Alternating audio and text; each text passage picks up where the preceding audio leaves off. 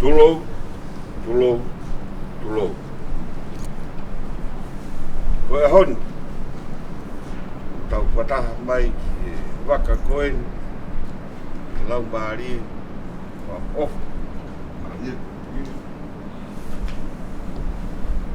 Kai ke aha mea tene hanga o wahe wahe ki tau tolu a koe. Kua hiri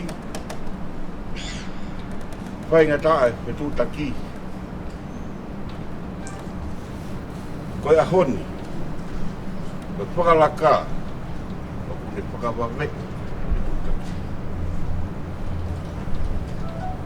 E pau ki tau whainga.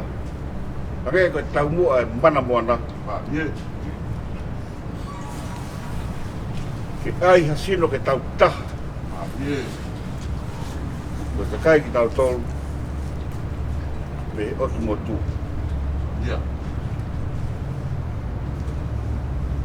Today,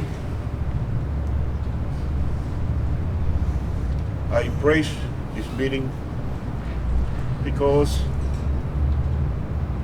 it brings us together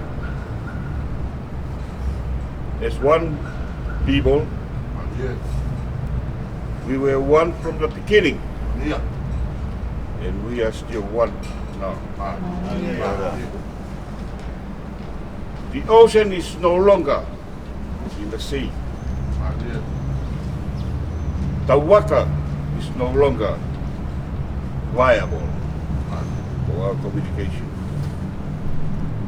They are all in our mind, and we should value that, and we should come together as one people and always remember that when we are together as Samoa, as Tongan, Maori, Rarotonga, Tokelau, the more we are together, the stronger we are. Push the new waka, the new ocean in our minds in a faster pace. Malo.